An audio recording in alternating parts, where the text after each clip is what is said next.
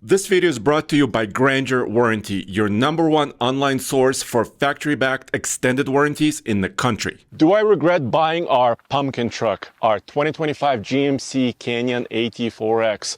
Well, we've owned it for about a month and a half and almost 2,000 miles. And we do this with every long-term pickup truck that we own, and actually all our long-term vehicles. So I'll tell you top 3 things I love about it, and top 3 things I hate. Let's get going. I have Case here with me behind the camera. And Case, I have a question. Why buy this truck? Well, I think Roman bought it because the color stood out to him, if I had to guess. Roman, look at that color. Well, what do you think? Dude, Want to tell this them what it color. AT4X? Dude, I did not expect this. So here's the big question, Andre. What? Is it orange or is it yellow? Yes, so the color is special. We'll talk a little bit about that and the styling of this truck. But really, it's our next step. It's basically replacing the Ford Ranger Raptor in our fleet of long-term test vehicles, which is big shoes to fill, right? That was one of our favorite pickup trucks. Absolutely, because after we owned the Ranger Raptor, both Roman and I decided that that was our favorite truck of the year, not only as a midsize, but our favorite truck, period. Should we move on to a truck that's actually good? Yeah. So, the Ranger Raptor, we just probably the best recently truck, sold, and it was hard to let go of that truck. So, this is the vehicle that we chose to replace it, and it is a similar, slightly competitive to the Ranger Raptor truck because it's an off-road specific midsize. Exactly, and they have a lot in common. This truck and the Ford Ranger Raptor, they both ride on 33-inch tall tires. They both have front and rear locking differentials.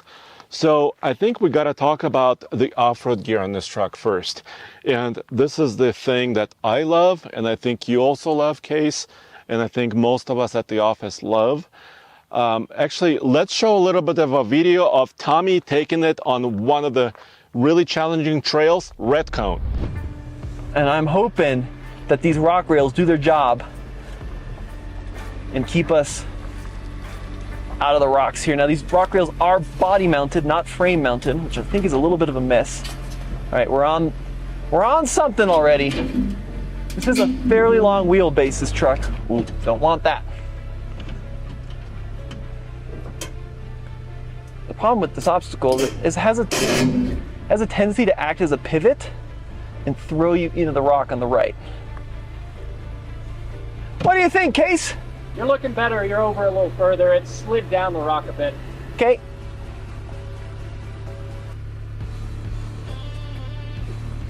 Oh, man.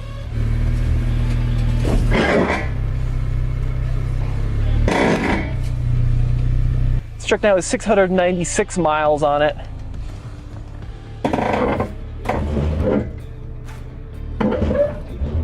This is one way to break in a new truck.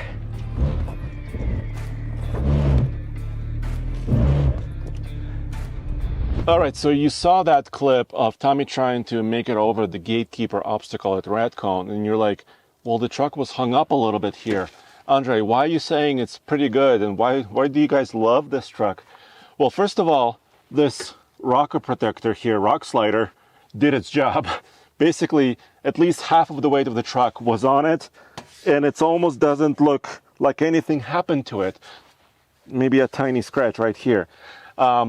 This is very impressive. So the key to great off-roading is, first of all, tires. This truck is wearing Goodyear Wrangler Territory MTs.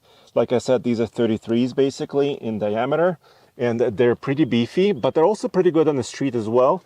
We'll talk about street driving in a second. So tire, I think, is a check. Also, front and rear locking differentials.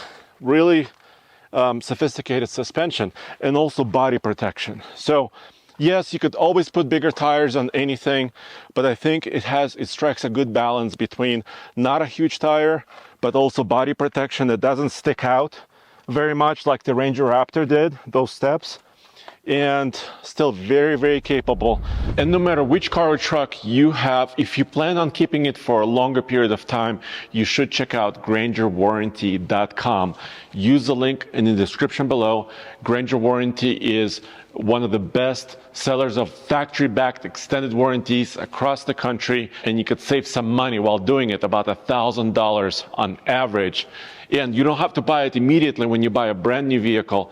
You could wait a little bit and then get that warranty. And when your truck needs service, you can be sure that they're using certified components, OEM quality stuff, and the work is done at a certified facility or a dealership anywhere across the country. Case, what do you think about the design and the style of this truck?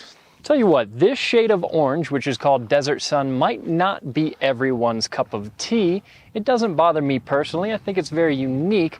If anything, though, what stands out to me as not being so good about this color are it clashing a little bit with all of the red accents, not only on the exterior, but on the interior, the seats and the seat belts as well. Overall, I love the design, right? The way the tail lamps look, the way that kind of the fenders are a little bit wider, the front end as well, you know, those headlamps wrapping around a little bit. I don't know, this color is still growing on me. I haven't finished processing it because... Still growing. Well, right now, like it's cloudy right now, right? And it kind of changed its color a little bit, right? As soon as the sun starts beaming down on it, it kind of changes a little bit. Mary calls it, I think, mac and cheese or something. Interesting. No, I think maybe Jen. Jen calls it mac and cheese. But nonetheless, I think it's a pretty attractive vehicle, barring the color. I mean... Oh yeah, outside of the color, I don't think it's controversial to say it's a good looking truck. I want to show one more clip of Tommy on that Redcone trail, which is a 6 out of 10 on Onyx Off-Road Maps. And he was talking about going like this. At low speed crawling, I could use a much softer spring rate because there's a lot of head toss. Head toss basically means that the vehicle may be sprung a little bit too stiffly. And also Tommy aired down. So there's a really good system here. The truck can actually remind you when you are at a certain tire pressure, when you're airing down, it will honk its horn. So that's really, really neat. But still, even though those tires were a little bit squishier, this truck may be sprung a little bit too stiff. And Case and I, dude, we found this out on the iGauntlet, so we got to talk about towing. Case, remember that Ranger Raptor had just over 1,300 pounds of payload? Well, this truck is not far behind, 1,275. I would say that's pretty good. But Andre, what wasn't so good is when we had this truck on the Ike, and to be fair, this is a mid-size truck and also an off-road specific mid-size truck. Yeah. So we shouldn't expect too much, but even compared to other mid-size off-road trucks this competes against, didn't perform that well. Yeah, well, it does have a 6,000 pound tow rating, which is pretty good. It's about 500 pounds more than the Ranger Raptor. So already going into that iGauntlet, I think I felt, pretty good about it. But, well, let's show what happened, right? Let's show the downhill section. So far, Canyon's not performing as well as we would hope. Not super great, but I am at around 4,500 RPM. So I think she's almost giving me all she's got. That's true. It's doing as much as it possibly can because we're revved out pretty high. So it's downshifted. Yeah, sorry, that's number 9, correct? Yep. So there's going to be a bit of a deduction for the amount of brake applications that we're seeing. Yeah, and by the way, we usually talk a little bit about handling and suspension on the way down because it's kind of a good time to talk about this. Yeah. And stability is really great. Like, I'm not feeling any trailer sway whatsoever here. The ride is a little bit harsher, though, than some other trucks that we've tested. That's true, and part of that could come down to the fact that we don't have a ton of load on this trailer that is otherwise designed for quite a bit of weight. And this is our 10th brake application. So our trailer is definitely bouncing around quite a bit. I think we're feeling some of that in the truck as well. Yeah. But it's definitely a little bit of a stiff ride going down the highway. Yeah, we had to push the brake quite a few times there. Yeah, it was 11 brake applications? Pretty much. And this kind of this is not a V6, right? It is a pretty large displacement, 2.7 liter 4-cylinder. That's true. But nonetheless, with the 8-speed combination, wasn't super, it wasn't dangerous or anything. It just didn't quite, wasn't quite on par with some of the others we tested. And also the ride was a little stiff, wasn't it? Absolutely. So on this truck, towing was a bit of a minus. Yeah, so not the best tower, but you're probably not buying this for towing specifically.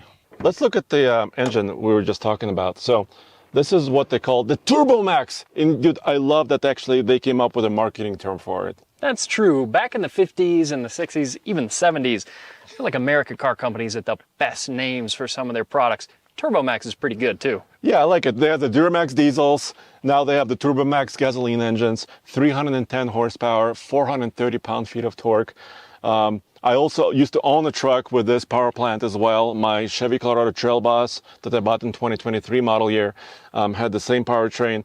Maybe not the most pleasing sound coming out of this engine. A little buzzy, but very strong. Let's show it, let's take it for a drive actually. So the EPA rates this truck at 17 city, highway, and combined. But in daily driving this, and with what, almost 1,800 miles on the clock, we've seen much better. I've seen 19.5, 20.5. That's fairly common. And this is kind of combined city and a little bit of highway driving as we commute between the ranch and the office. And Roman uses it sometimes to go to his house and back. So I think the EPA rating is actually kind of low on this truck. Dude, I wanted to make one more comment about the interior. First of all, very stylish. I love it. Even with the little white touches, I'm okay with that. I know it might get a little bit dirty, but the software is a little bit confusing to use sometimes. For example, here's one of the main screens. I love the trailering app. That app is pretty nice. But let's say I wanted to turn off traction control. It's not immediately obvious where I should click, but it's actually a digital button here. You could also get to it with more controls, drive and park. You can have it here as well. So, and the lights are also digital, so that's not my favorite. Yeah, as most people know by now, the digital switch for lights rather than a physical button, not most people's favorite feature, but there are still some cool features in this screen, especially some of these off-road pages. So the DSSV suspension technology has been around for several years. That's true, and it's a shock package that we like a lot. Yeah, and I think, learning a lot about it from the engineers who set it up and developed it and tuned it, I can see where they're going with this, right? It's a little bit more precise, a little bit more taut. So it's not going to be like that floating suspension that you might be used to. Yeah, that's true. At times this truck feels a little bit stiff. It comes into its own when you're moving quickly over rough terrain. Then it feels right at home. Mm-hmm. But at times, just regular daily driving around the street, counterintuitive though it might sound, it can feel a little on the stiff side. Yeah, but it's also, I like the precision of it. Like just kind of turning or maybe passing somebody. It feels very confident. It almost feels like an SUV. Doesn't really feel like a big truck, pickup truck that it is. Actually. Yeah, it's not bad. But here's my question: how will it do at a 0 to 60? Because the Ranger Raptor would just rip. Yeah, the Ranger Raptor was blazing fast, and this is a similar amount of money to what we spent on that. All right, dude. So I'm gonna put it in auto. It does have 4-wheel drive auto. I'm gonna brake torque it. I'm gonna let it loose. There it goes. It's torquey. It doesn't throw you back in the seat. No. So, here at a mile above sea level. Yeah. About a 9.4 second 0 to 60. Okay, and that launch wasn't violent, right? I mean, it kind of kept my RPM around 2,000. Like I didn't feel like I could brake torque it higher. I mean, I was trying to. So this is not really, I'll say the Ranger Raptor was a little bit more fun. For sure. If you're looking around for a mid-sized truck and you're interested in acceleration, the Ranger Raptor is the one to get, pretty much hands down. Yeah, no matter what it is. A hybrid Tacoma doesn't compare either. Although that's also pretty powerful, pretty nice. Yeah, but especially with a factory computer tune, ECU tune from Ford, still covered under warranty for about, what, $800? Yeah. $800? Yes. We got our Ranger Raptor from 400 horsepower to 455 horsepower, 536 pound-feet of torque. You're just not going to find that in any other mid-sized truck. So if that's important to you, that's where you're going to find it. This, in my mind, is still as powerful, as torquey, and as quick as any mid-sized truck needs to be, and then some. But it doesn't really stack up to what it replaces. Exactly. I would agree completely with you. And also Tommy was praising this truck on its low end torque, especially in 4-low. This engine is underrated because it's got buckets and buckets and buckets of low end torque. You know, when you think of gasoline diesels, you think of like the 1980s turbo cars that would take hours to spool up, but this engine behaves a lot more like a little turbo diesel. It just kind of putts along, low RPM, great low end torque, does what it needs to do. So this engine is not a slouch, you know, for most use cases that you'll be putting this through. But you know, GM could offer a little bit of a factory tune for this too. You would think. Maybe. The other way that this truck would benefit if it had a little bit more power and torque is when we were towing steep grades up in the mountains at the maximum this truck is rated to pull. It did feel strained at times. There were some stretches uphill where I was full pedal to the floor just to maintain and speed and accelerate slightly. Exactly. I mean, it wasn't dangerous once again. No. But still, like, you're kind of reaching the limit of the vehicle, right? You can kind of sense it. So, Exactly. So, but daily driving it once again. So the acceleration maybe not my favorite part, but daily driving this, it's just great. It feels confident, nice. And actually the efficiency is not terrible. Yeah, so pretty happy. Yeah. In case, the final dislike I have with this truck is actually its price, but it comes with a caveat. So first of all, it's just over $57,000, which happens to be almost identical to what we paid for the Ranger Raptor about a year and a half ago. That's true, and a lot of off-road mid-sized trucks have a hard time comparing price for price, same things, all equivalent, to the Ranger Raptor, just because of the amount of power output that truck has. Yeah, that Ranger Raptor screams at over 400 horsepower, right? But for 57 grand, I think you're actually getting some good value. If you compare Tacoma TRD Pro, we always say, you know, just look at its price at about 65 grand, sometimes more. And also the Trail Hunter version of that. And also, of course, there's an AV edition of this on 35s, a little bit taller. And that truck is also very pricey. That's true. This is a good in-between. It's got plenty enough off-road capability for us to take it out onto some trails, have some fun. That AEV version on 35s would be a better rock crawler. I would argue one of the best rock crawling mid-sized trucks on the market. But like you said, it's a lot of extra money. For 57, this is 95% of that truck. Yeah, and like we just showed you guys, you know, I think it's a really pretty good daily driver. That truck on 35s, you would have to kind of leap into it. You know, for most people, it's hard to get into. So I think it's a good balance, and I don't regret buying it. Not at all. I think it's a great follow-up to the Ranger Raptor. What do you think? Absolutely. The verdict on this truck is that we're happy to have it around the office, happy to be filming with it, because we had the Ranger Raptor long enough that we had filmed most of the videos, realistically all the videos that we needed to film with it and that people wanted to see. Yeah. So this is something new for us to shoot and test and experiment with. I think it's an awesome truck. Yeah, so we'll do more, maybe a couple of road trips. I think we need to take this truck on more trails. Let us know what you want to see with this truck, maybe another comparison.